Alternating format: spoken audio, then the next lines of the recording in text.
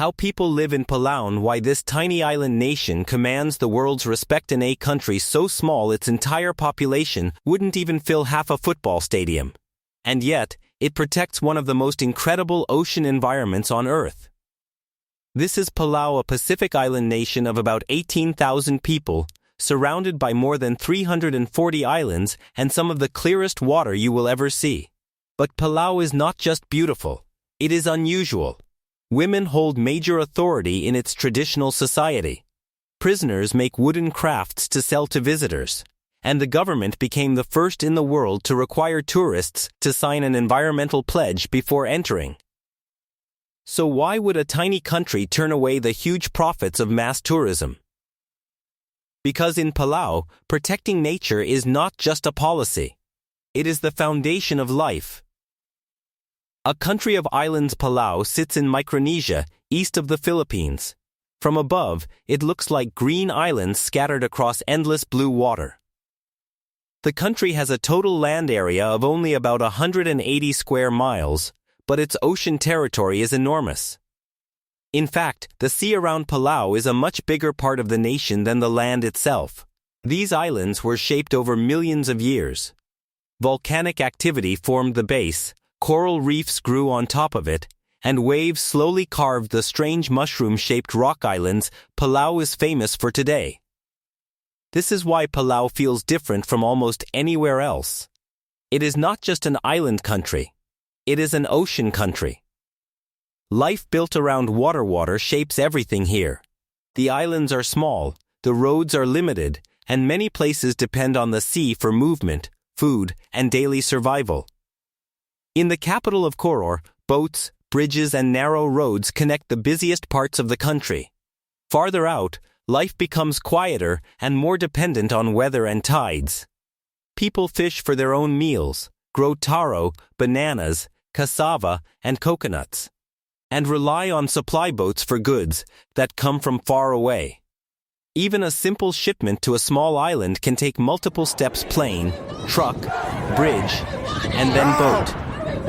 In Palau, distance is not measured in miles. It is measured in connections. Why tourism matters: Palau does not make its money by exploiting the ocean. It makes money by protecting it. The country is one of the world's top diving destinations. Divers come here for blue corner, where strong currents bring in sharks, tuna, and huge schools of fish. They come to Milky Way Lagoon, with its creamy mineral-rich mud. And they come for Jellyfish Lake, where millions of golden jellyfish drift through the water without stinging. That lake is one of Palau's most famous natural wonders. Because the jellyfish had no natural predators, they slowly lost their sting over time, turning the lake into a glowing, magical underwater world. Palau could have chosen mass tourism. Instead, it chose limited, high-value tourism that helps protect the environment rather than destroy it. A culture of respect. Palau is also rich in culture. It still has strong matrilineal traditions, which means land and family titles are passed through the mother's line. Senior women hold real influence, and chiefs are chosen with the support of women in the clan. Traditional meeting houses, called bai, are still important in village life. They are used for discussion, storytelling, and community decisions. The carvings on the walls are not just decoration, they tell old legends and values passed down for generations. Palauan life also reflects a mix of indigenous tradition and outside influence from Spain, Germany, Japan, the Philippines, and the United States. Food is part of that identity too. A typical meal might include grilled fish, rice, taro, and local sauces. For special occasions, families may prepare fruit bat soup, cassava dishes, or fish cooked with coconut milk and ginger.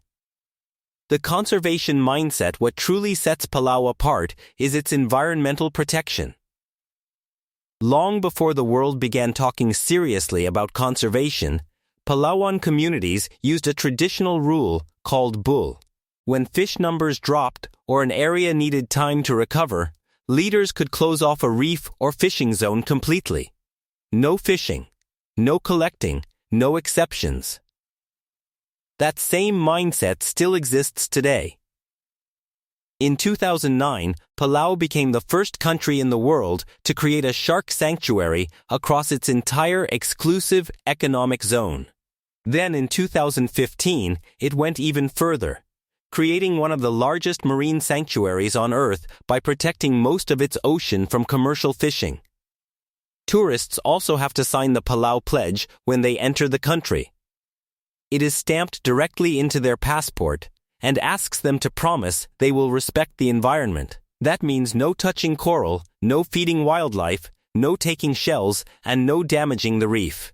Even sunscreen rules are strict because certain chemicals can harm coral. In Palau, the ocean is treated like something sacred, not a resource to be drained, but a trust to be passed on.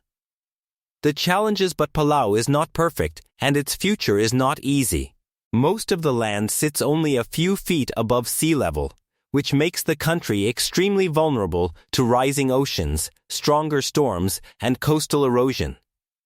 Coral bleaching is also a major threat, because warmer water can damage the reefs that support marine life and tourism. There are other challenges too. Because the economy is small, job opportunities are limited. Many young people leave to study or work overseas, especially in the United States or Taiwan, and some never return. Like many small communities, Palau also deals with social problems such as alcohol abuse, drug use, and domestic violence. And because the population is so small, some issues are harder to report or solve publicly. Waste is another problem. With very little land, garbage disposal is difficult, and much of it must be shipped away for processing. Why do people stay? Because Palau is home. It is where families live close to the sea, where traditions are still alive, where children grow up knowing their community, and where the ocean is not just scenery, it is identity. Palau's greatest achievement is not just its beauty. It is the way it proves that a small nation can choose a smarter future. It can value protection over destruction, sustainability over short-term profit, and community over unchecked growth. In a world chasing more and more, Palau chose enough. And that is what makes it one of the most remarkable countries on Earth.